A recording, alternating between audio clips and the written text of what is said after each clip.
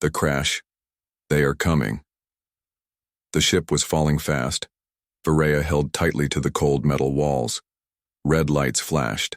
The alarm was loud, but she could barely hear it over the sound of her heartbeat.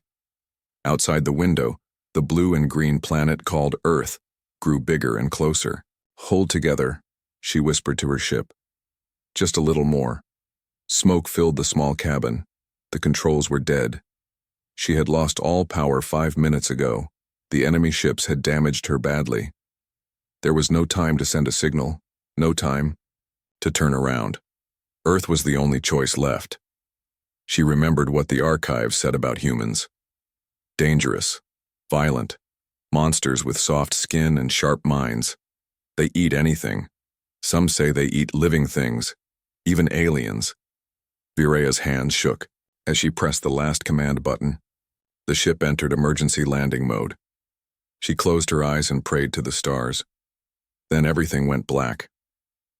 She woke up with pain all over her body. The ship had crashed in a thick forest. Trees were burning. Smoke rose into the sky. Her skin was cut, but nothing was broken. Her breathing mask was cracked, but working. She had survived just barely. Varela crawled out through a broken panel. The earth air was heavy, but not poisonous. The forest was quiet. Too quiet. She looked around. The trees were tall, green, and strange. The ground was soft and wet. She heard a bird cry somewhere above. It didn't sound friendly. The ship was smoking behind her. Parts of it were still on fire. The emergency beacon had been destroyed. She had no way to call home. She was alone. And then she heard voices. Human voices. They were close. Varela ran. Her body moved fast through the trees. She was trained for this. On her planet, she had learned how to hide, how to survive, how to fight. But she had never seen a real human. Not until now. She stopped behind a thick tree and watched. 4 humans came into view. They wore dark clothes and helmets. One of them held a device that beeped and flashed. Another pointed toward the crashed ship. "They found me," she whispered. Varela held her breath. Her skin shifted color to match the tree bark, a gift from her species. She blended in, invisible, quiet. The humans moved closer to the wreck. They spoke to each other, but she couldn't understand all the words. One voice said, "Survivor?" Another answered, "Maybe. Be ready." Ready for what? She thought. To eat me? To capture me?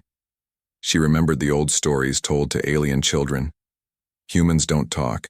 They take. They don't ask. They kill. They eat. But the humans didn't. Look like killers. One of them knelt beside the wreck and touched it gently. Another pulled out a small blanket from his bag. They seemed careful. Not like monsters. Varela's mind was full of fear and confusion. She didn't know what to do. Then her foot slipped. On a wet leaf, crack. The sound was loud. All 4 humans turned toward her direction. One raised a weapon. Another pointed. "There!" someone shouted. Varela ran again, heart racing, branches cutting her skin as she moved through the forest. A flash of light passed near her head. A warning shot. She ran faster, reached a small hill, and dropped into a ditch. She activated her cloak again and held her breath. Footsteps came closer. She could hear them, feel them. They were above her now. Silence. "I saw her," one voice said. "She's fast," said another. Not human, but scared. Scared. Varela blinked. How did they know? "We're not here to hurt her," someone else said. "She doesn't know that." Varela didn't move. She didn't trust them. Not yet. The footsteps moved away slowly. She waited 5 more minutes before crawling out of the ditch. She climbed a tree and watched from above. The humans were setting up a small camp near her ship. One of them placed a light near the wreck. They weren't destroying anything. They weren't trying to capture her. Not yet. But they were staying. They were waiting for her.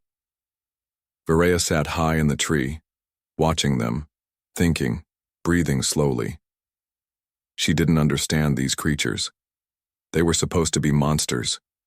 They were supposed to eat her, but they looked calm, curious, careful. Could the old stories be wrong? As the sky turned dark and stars appeared above, Varaya whispered to herself, "They are coming, but maybe they are not what I thought." Hunted, or helped, the sun was rising slowly. Orange light touched the tops of the trees, but deep inside the forest it was still cold. Varaya had not slept. She had stayed in the tree all night, watching the humans. Her body was tired. Her mind was spinning. Fear and confusion mixed inside, her chest like fire and ice. Why were they still here? They had made a fire. They had shared food. They laughed. Sometimes they looked at her broken ship and talked quietly, but they didn't try to chase her. They didn't set traps. They didn't even guard the wreck. She couldn't understand it. On her planet, enemies were not so patient. Varaya climbed down silently and moved through the forest like a shadow. Her cloak still worked, but its power was getting weak. She had to find food or something to repair the ship. Anything, but then pain. Her leg, she had not noticed it before. A deep cut, near the ankle. Dark blood ran down her skin, slow but steady. The crash had hurt her more than she thought. She tried to keep walking. Her steps became slow. Her vision blurred. Her breathing grew heavier. Then, everything went dark again. When she opened her eyes, she was no longer in the forest. The light was soft.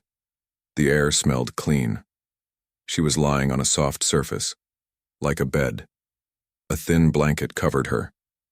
Her wounds were wrapped in clean white cloth. Varaya jumped up. Her cloak was gone. Her gear was gone. Humans, they had taken her. She looked around fast. The room was small, white, and quiet. A machine beeped softly beside her. The window was closed. The door was metal. A prison, no chains, no guards, no weapons in sight. Varaya stood slowly. Her leg hurt, but she could walk. She stepped toward the door. Her hand reached for the handle. Click. The door opened from the outside. A human stood there. Tall, dark hair, kind eyes. A man. No weapon. He raised both hands slowly, showing peace. "It's okay," he said in soft English. "You're safe." Safe? Her body tensed. She didn't believe him. She looked around for an escape. A weapon. Anything. The man stepped back, gave her space. "I'm Dr. Ray," he said. "I helped clean your wounds. You passed out." Varaya didn't speak. "You don't have to talk," he added. "Just listen." He placed a small plate. On the table, fruit, bread, water, simple, clean. "You must be hungry." He left the room slowly and closed the door, but not fully. It stayed open a little. Varaya stared at the food. On her world, poison sometimes came in sweet shapes. But the smell, it was fresh. She took one piece, sniffed it, tasted it. It wasn't poison. It was good. Hours passed. No one came back. Varaya explored the room. She found a mirror. She saw her own face, dirty, tired, scared. This was not how she imagined her first meeting with humans. She thought they would chain her, question her, maybe even torture her. But instead, they fed her. They healed her. Still, she couldn't trust it. Maybe it was a trick. Then she heard something. A soft bark. Varaya turned. Through the small open door, a small creature walked in. 4 legs, wagging tail, brown eyes. A dog. It looked up at her and wagged its tail again. She froze. Animals on her planet were wild, dangerous. They didn't act like this. The dog stepped closer, licked her hand. She stared. Then the man, Dr. Ray, appeared again. He smiled, gently. "He likes you," he said. Varaya didn't answer. Her heart was racing. The dog sat beside her, calm and warm. "He's not afraid of you," Ray said. Maybe you shouldn't be afraid of us either. She wanted to believe him. But then, screams. Outside the room. A crash. Fast footsteps. Alarms. Ray's face changed. Serious now. Alert. Stay here, he said and ran out the door. Varela waited only 2 seconds before following him. Outside, the hallway was full of people. Some carried weapons, others ran with stretchers.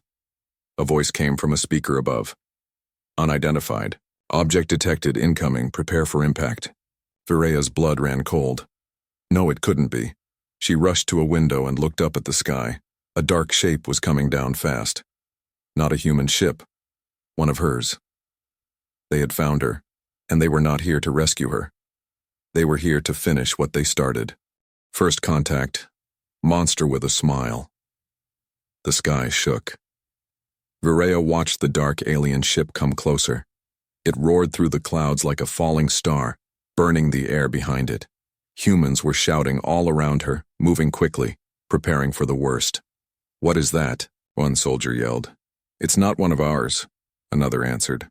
Varela backed away from the window. Her body trembled. She knew that ship.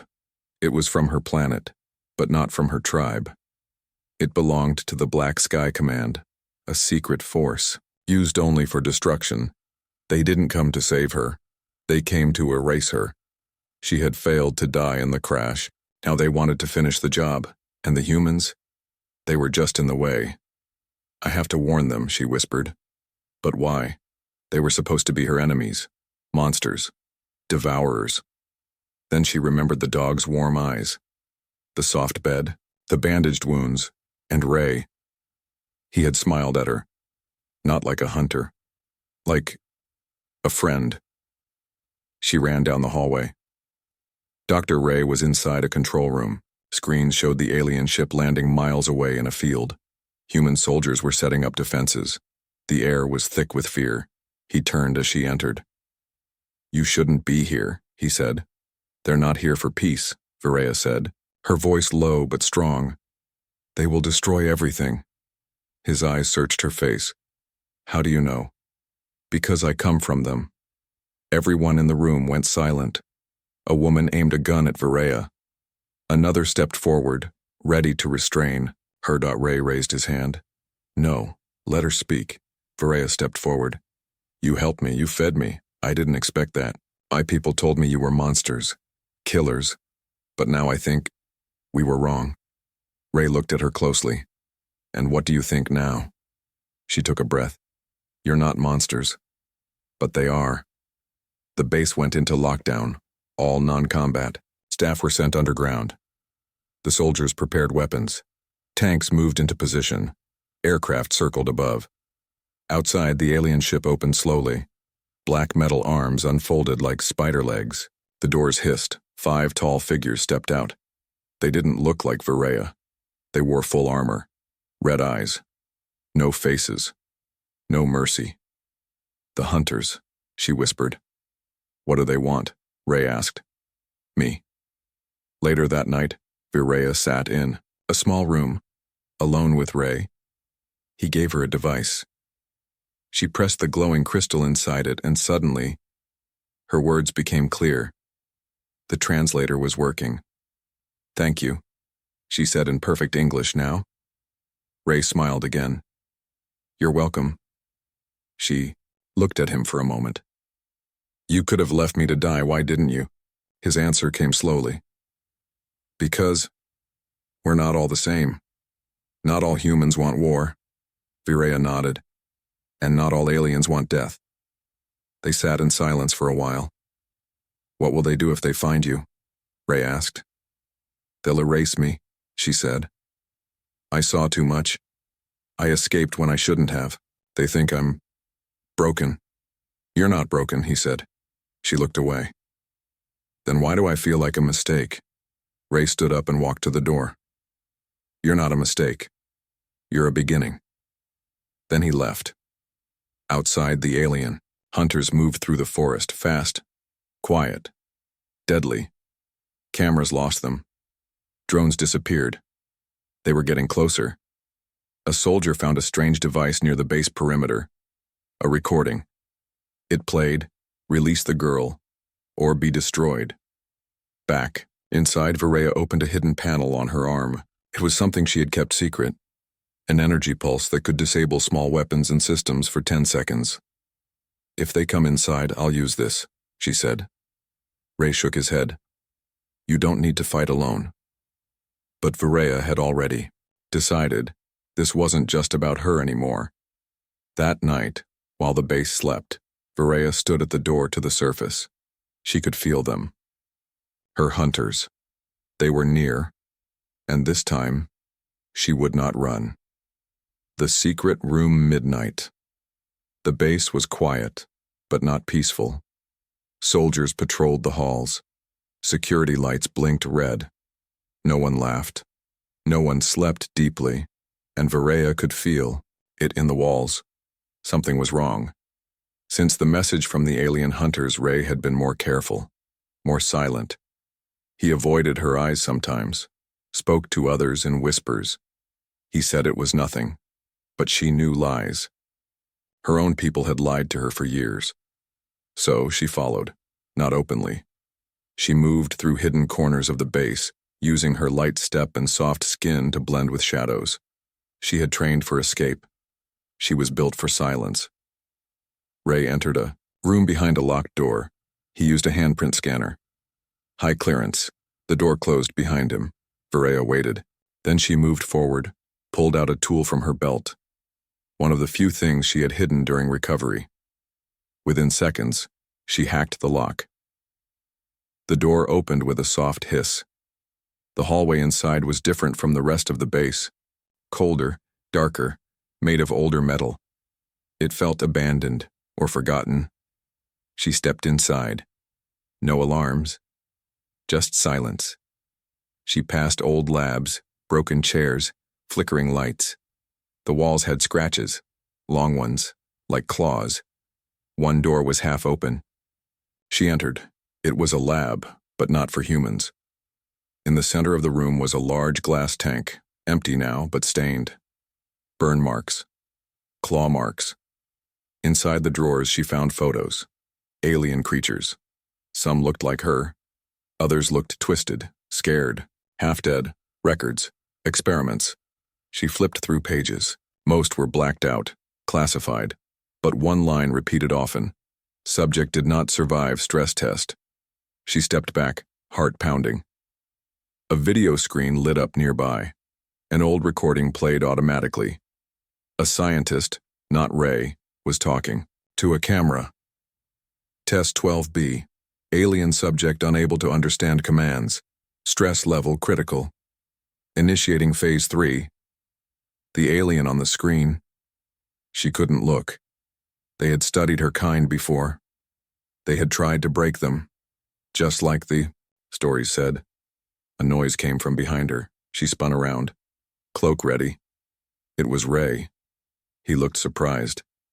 Then sad. "You shouldn't be here," he said quietly. Varaya stared at him. "You knew?" He stepped closer. "It was before my time, years ago. This program was shut down. But the room still exists." He didn't answer. "Why didn't you tell me?" she asked. "Because I didn't want to lose your trust," he said. "And because I don't fully trust them either." Varaya narrowed her eyes. "Them?" Ray walked to the drawer, pulled out a hidden file and handed it to her. "These people, the hunters, they're not just after you," he said. "They're after something we took." Varaya opened the file. Inside was a photo of a small, glowing orb. "What is this?" she asked. "A core. From your ship. But it's not just power. It's a key. Your people want it back, and they'll destroy everything to get it." Varaya felt her knees weaken. So that was it. The humans weren't innocent. But they weren't monsters either, and her people weren't heroes, not anymore. Outside, alarms started again. Movement detected. Multiple targets breaching outer wall. The hunters were coming. Ray turned to her. "You know how they think, how they move. If we're going to stop them, We need you. Varela looked at the tank one more time. She saw her reflection in the glass, not a prisoner, not a weapon, a choice. Then let's end this, she said. Ray nodded. Follow me. There's something else you need to see. He took her deeper underground, past even more locked doors. This part of the base wasn't built by humans, he said. Varela looked at the walls. They were older, smoother, glowing faintly with alien energy. What is this place? She asked. Something we found, he said. Long before we met you. They entered a chamber. At the center was a pod, floating, humming. Inside it, another, alien, like her, but asleep or frozen. Varela stepped closer. The face was almost the same, only older. My mother, she whispered. Ray nodded. We found her in the same crash zone. Years ago. Varela stared, frozen. Everything she thought she knew, broken. Everything she had been told. A lie. Why didn't you tell me? Because I didn't know if you were ready, Ray said. Varela looked up. I'm ready now.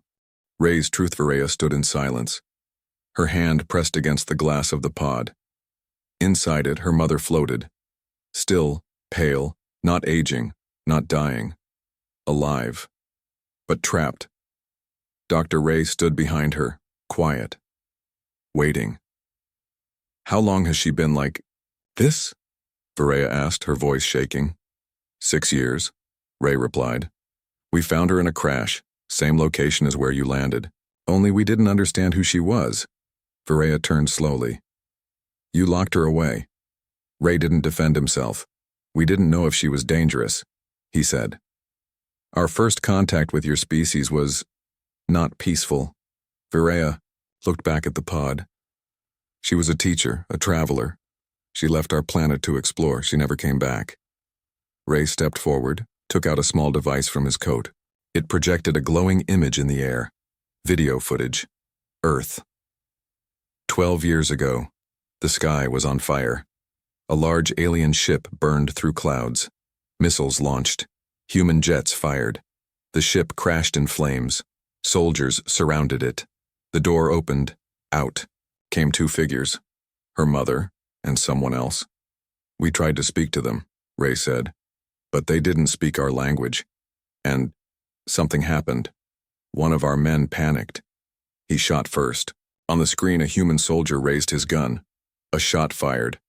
Varela saw her mother fall to her knees, wounded. Her companion reacted. Energy burst from his hand. Several soldiers flew back. Chaos followed. We lost 7 people that day, Ray said. And we captured her. She was dying. We put her in stasis, hoping one day we could understand her. Varela's breath was shallow. You thought she was the enemy. Ray nodded. But not all of us agreed. I wanted to speak to her. I wanted to learn. And now? She asked. Now I need your help to wake her.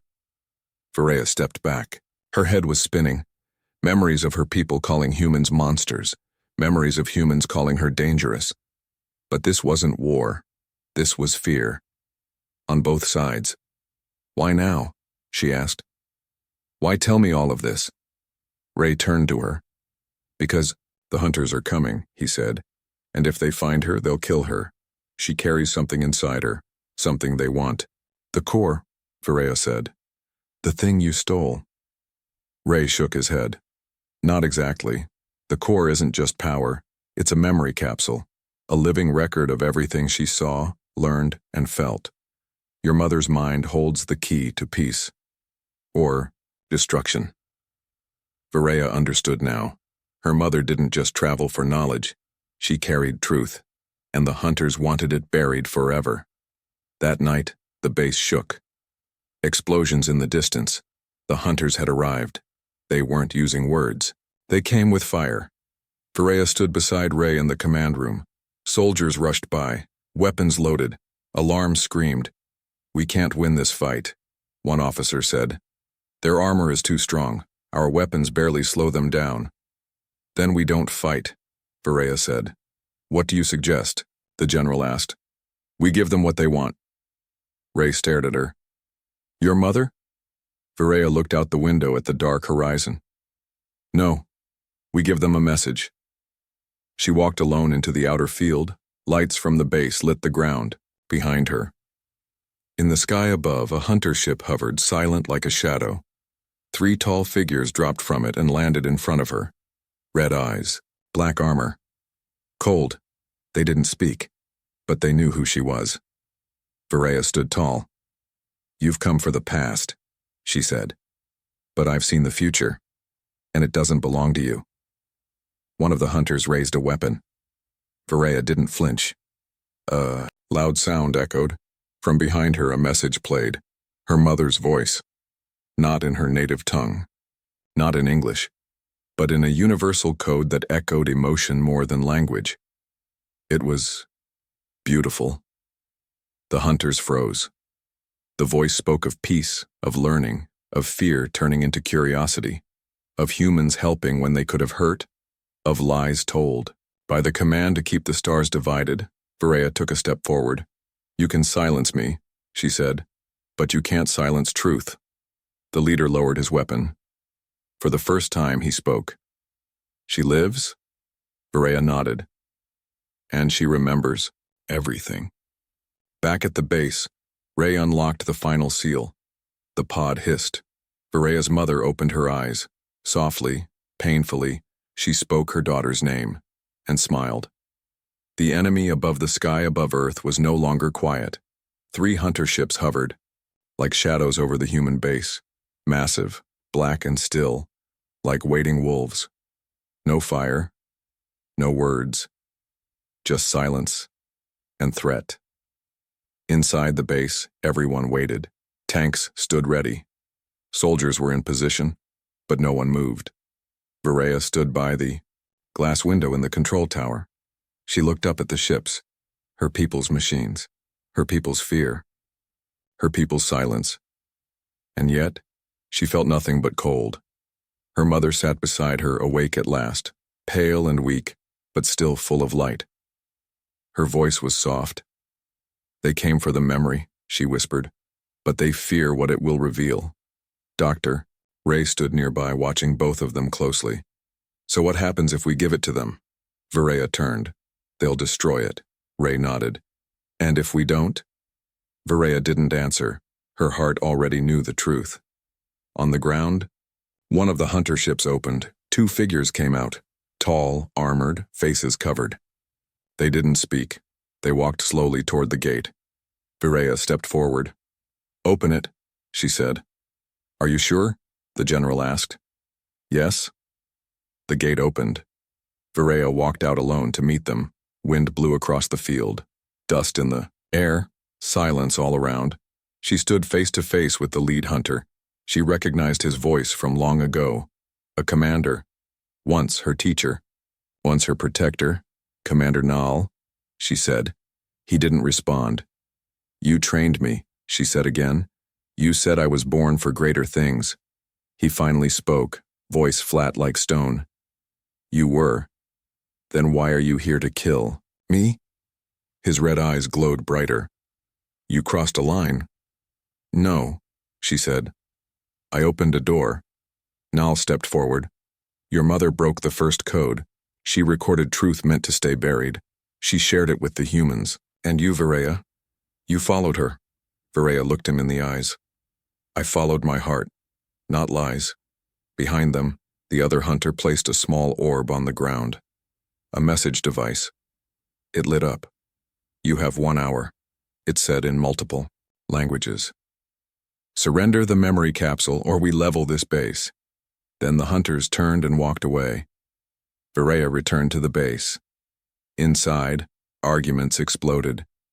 We can't let them take it, Ray said. We can't start a war, the general shouted. We don't have time, a soldier yelled. Varela stood in the middle, silent, breathing. Her mother touched her shoulder. They don't need my body. The memory capsule, it's inside you now. Varela blinked. What? I gave it to you when you were born. encoded in your cells. You are the living key. Ray froze. So that's why they hunted you. Her mother nodded. They fear what she might become. Varela looked at her hands, not just a soldier, not just a runaway, a carrier of truth. The humans prepared for attack, planes launched, missile systems armed, but Varela had another plan. She walked to Ray. I need to go up there. You won't survive it, I have to try. An hour later, Varela stood on the launch pad wearing a borrowed human suit, ready to fly to the lead hunter ship under white flag. Ray stood beside her. If you don't come back, he said, what do I tell them? Tell them. She whispered. Truth matters more than war. The shuttle launched. Varela flew toward the giant ship above. Her heart raced. Her breath was steady. When she entered the ship, they did not attack her. They waited. Commander Nal stood before her, again arms crossed. You came alone, he said. Because I believe something you don't, she said. That fear doesn't have to decide everything. He studied her. Do you really believe humans will protect you forever? No, she said. But they tried. They helped.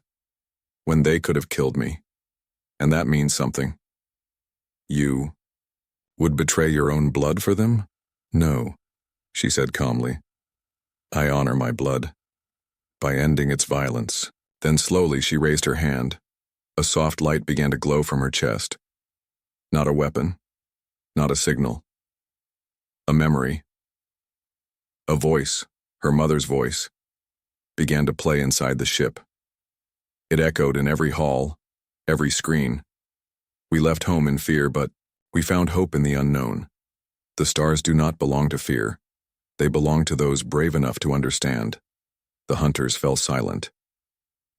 Commander Niall stepped back. For the first time, he hesitated. You would show them our history? He asked. Yes, Varela said. And you can choose what comes next, truth or fire. The ship did not fire. It returned to silence, and then, slowly, it rose and left Earth's sky. Below, humans watched in disbelief. The war did not begin, not yet. Varela returned to the base. No flags, no medals, just quiet victory. But deep inside she knew. The real choice is still coming. One of us a week passed. No one spoke of war. No ships returned. The sky above Earth was finally quiet. But inside the human base, no one celebrated. Varela walked through the silent halls. People moved aside when they saw her. Some looked at her, with respect. Some with fear. Others still didn't know what to believe. She didn't blame them. Sometimes even she didn't know who she was anymore. Half alien, raised in fear, trained for war, saved by kindness, and carrying inside her the one thing that could unite or destroy two worlds. The memory capsule. Her mother rested in the medical bay, too weak to leave the pod for long. Ray visited her daily. Their conversations were soft, full of old stories and hard truths. Varela kept her distance. She didn't feel like a daughter. She felt like a decision waiting to happen. One night, the message came. A transmission. Hidden, coded in her people's language. You stood before the hunters, but peace is not their word to give. If you will not return what belongs to us, we will come ourselves. And this time, we will not knock. Commander Nal had been overruled. The High Command was sending the real army, thousands, with weapons meant to erase cities. Earth had days left. Maybe less. The humans panicked. Defense systems powered up. Missiles were moved. Bunkers prepared. We can't stop them, said one general. Then we fight anyway, said another. Varela listened from the back of the room. Silent, unseen. Until Ray spoke. We have something they want. Maybe it's time we use it. All eyes turned to Varela. That night she stood alone under the stars.